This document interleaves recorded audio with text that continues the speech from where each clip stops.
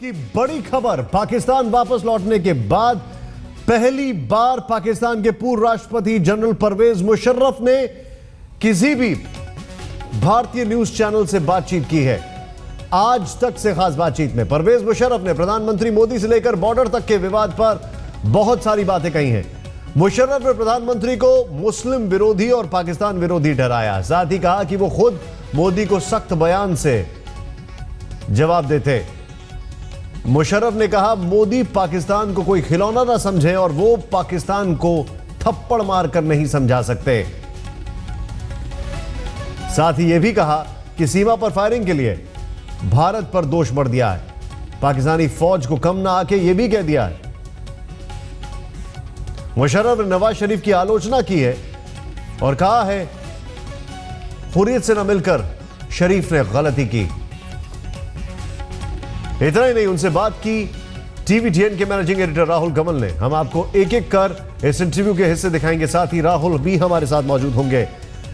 सबसे पहले हम आपको दिखाते हैं प्रधानमंत्री नरेंद्र मोदी के कश्मीर दौरे को लेकर मुशर्रफ ने क्या बयान दिया। क्या ये माना जाए कि वर्तमान में स्थिति को देखते हुए आप पूरी तरह से नाउमीद हैं कि प्रधानमंत्री नरेंद्र मोदी के रहते, नवाज शरीफ के रहते हिंदुस्तान और पाकिस्तान की जो तमाम दिक्कतें हैं, जो तमाम प्रॉब्लम्स हैं, उनमें कोई रेजोल्यूशन होगा, कोई समाधान निकलेगा, या आपको लगता है कि इसी तरीके से तकरार लगातार बढ़ता चला जाएगा? आपकी क्या राय?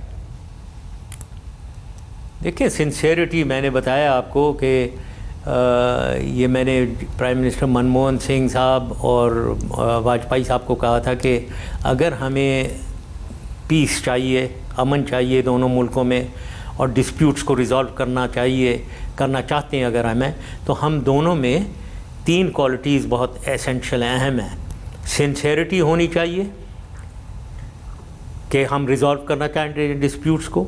फ्लेक्सिबिलिटी होनी चाहिए कि हम एक दूसरे के व्यू पॉइंट को सुन के एक्सेप्ट करें। और करेज होना चाहिए कि गिव एंड टेक जब करते हैं तो गिव जो करते हैं वो हम दम होना चाहिए, करेज होना चाहिए कि अपने मुल्क में उसे हम सेल कर सकें। तो ये 3 क्वालिटीज़ चाहिए।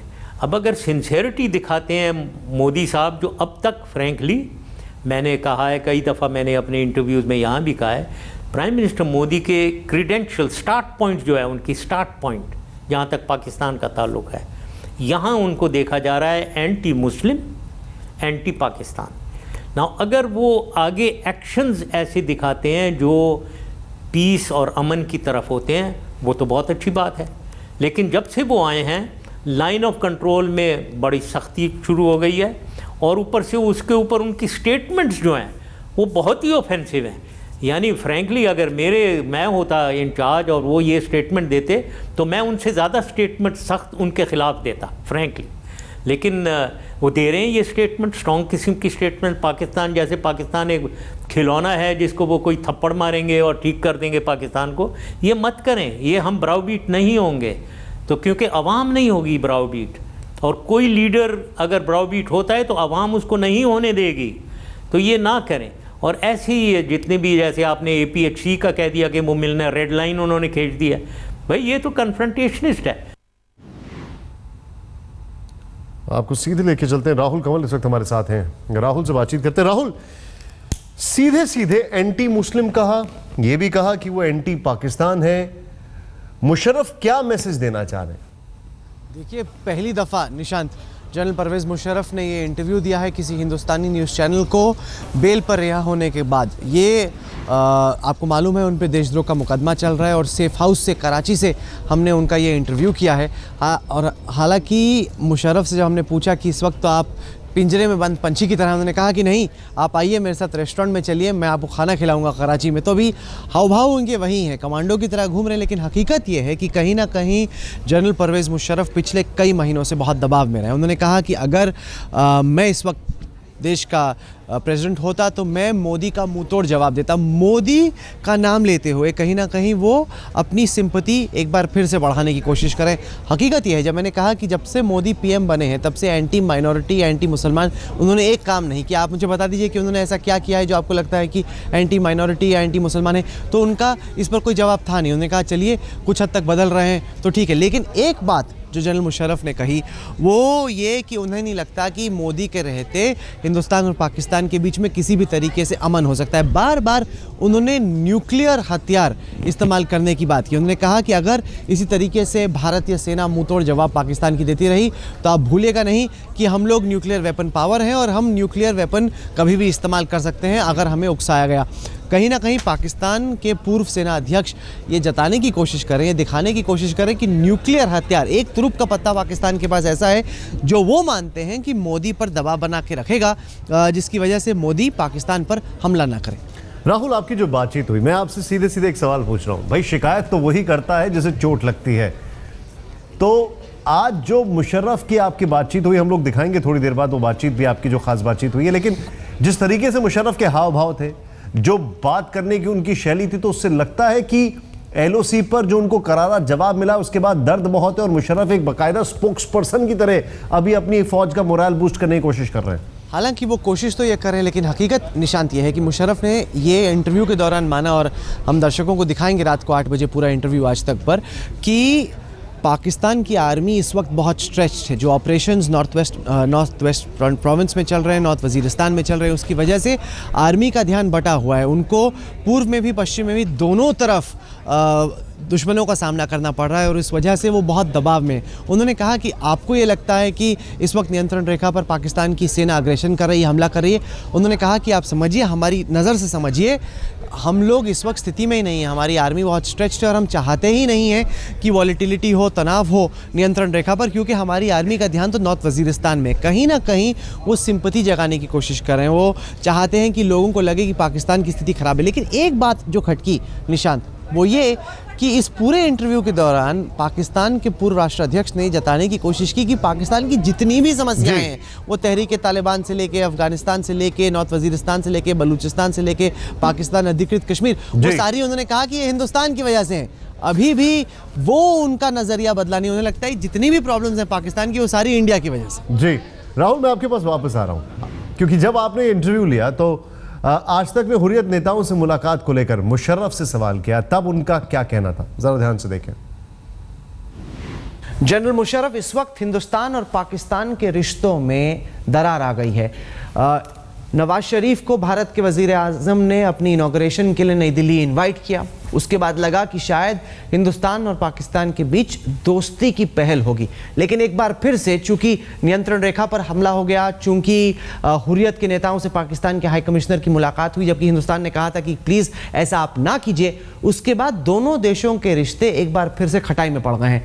आप क्या मानते हैं कि हिंदुस्तान और पाकिस्तान के बीच मोदी जी और नवाज शरीफ के रहते रिश्ते आगे बढ़ पाएंगे, या फिर यही लड़ाई जो है, यही जो अनबन का सिलसिला है, वही जारी रहेगा? नहीं, ये तो होना नहीं चाहिए। अनबन का सिलसिला जो है जारी नहीं रहना चाहिए। पीस होनी चाहिए दोनों मुल्कों में, लेकिन डिस्प्यूट रेजोल्यूशन की तरफ जाना चाहिए। ये जो आपने कहा है कि APHC लीडर से नहीं मिलने की इजाज़त दी है, वो नहीं चाहते थे कि मिलें, तो ये तो बिल्कुल, ये तो कन्फ्रंटेशनिस्ट कोर्स हुआ।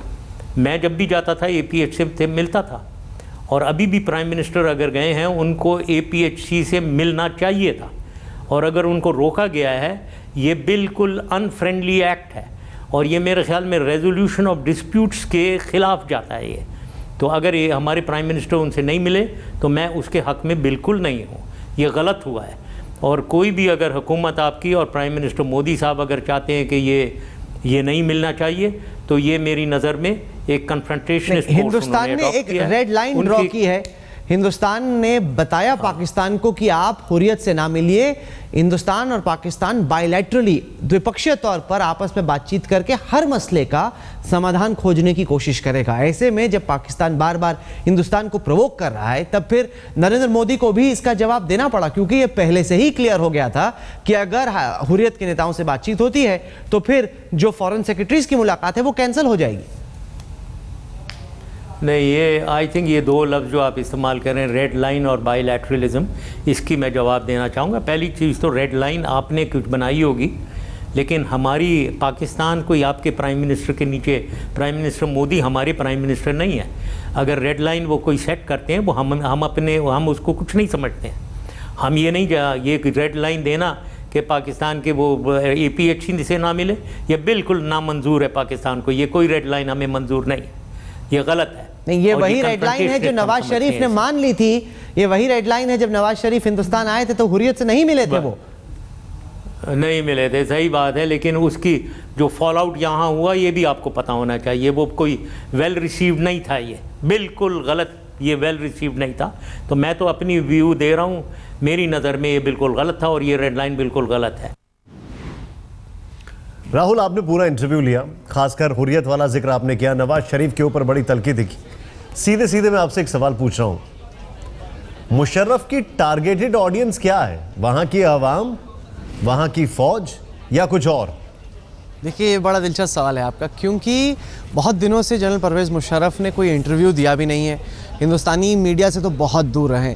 लेकिन कहीं ना कहीं मुझे लग रहा है, अगर आप मुझसे खुद पूछें, तो पाकिस्तानी सेना के जनरल रहील शरीफ हों या कोई और, वो खुद तो इस वक्त बोल नहीं सकते, लेकिन उन्हें मालूम है कि मुशर्रफ चूँकि कमांडो हैं, हमेशा सेना के ही हित की बात रखेंगे, और इस वजह से उन्हें ये रखा जा रहा है क्योंकि उन्हें लग रहा है कि सिविलियन एडमिनिस्ट्रेशन मोदी का मुकाबला नहीं कर रही। उन्हें लग रहा है कि मोदी नियंत्रण रेखा पर हमला किए हुए हैं और हमारे जो वज़ीर आज़म हैं नवाज शरीफ, वो कुछ कह नहीं रहे। तो जनरल मुशर्रफ के आने के इस इंटरव्यू के बाद कहीं ना कहीं ये मैसेज जाएगा कि पाकिस्तान की आर्मी अभी भी बॉर्डर पर डटी हुई है, वो डर नहीं रही, वो मुकाबला करना चाहती है।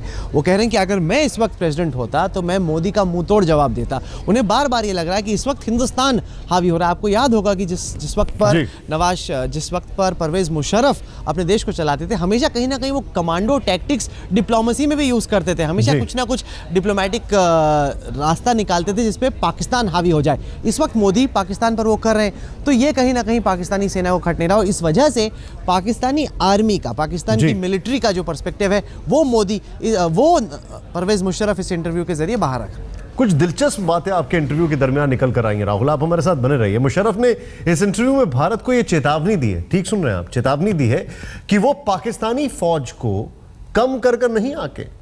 और क्या कहा है फौज के बारे में, आइए देखते हैं। ये मान रहे हैं कि पाकिस्तान की सेना इस वक्त जो वजीरिस्तान में आतंकवादियों के खिलाफ लड़ रही है, उस वजह से पाकिस्तान की सेना बहुत कमज़ोर पड़ गई है, स्ट्रेच्ड है, ये आपके शब्द थे, और इस वजह से हिंदुस्तान से इस वक्त पंगा नहीं लेना चाहिए, ये आप कह रहे हैं सर?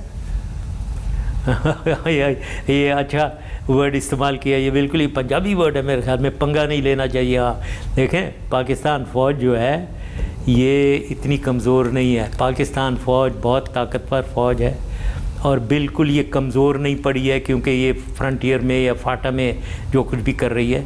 ईस्टर्न बॉर्डर पे हमारी पूरी तरीके से विजिलेंस है, हमारी गार्ड इज़ अप। बिल्कुल हिंदुस्तान को गलतफहमी में नहीं रहना चाहिए कि वो हम कहीं कमज़ोर पड़ गए हैं और हम अपनी प्रॉब्लम्स को या हमें जो थ्रेट्स हैं उनको हम फेस नहीं कर सकते। अल्हम्दुलिल्लाह पाकिस्तान फ़ौज बहुत ताकतवर फ़ौज है। आपकी फ़ौज हमारी फ़ौज से बड़ी ज़रूर होगी, लेकिन गलत फहमी में आप ना रहें कि पाकिस्तान फ़ौज कमज़ोर फ़ौज है या कमज़ोर पड़ गई है। हम बिल्कुल कमज़ोर नहीं पड़े हैं, हमारी पूरी कैपेबिलिटी है। और इसमें आपको पता ही है, आपकी मिलिट्री भी जानती है कि इस वक्त पाकिस्तान और हिंदुस्तान फ़ौज में अगर कोई कन्फ्रंटेशन हो तो उसमें एक न्यूक्लियर कॉनोटेशन भी है जो बहुत डेंजरस है दुनिया के लिए। तो इसलिए हमें इन कमाल की बात है, पाकिस्तान की सेना हमला करती है, भारत की सेना उसका जवाब देती है और अब फौरन न्यूक्लियर शब्द का इस्तेमाल कर देते हैं।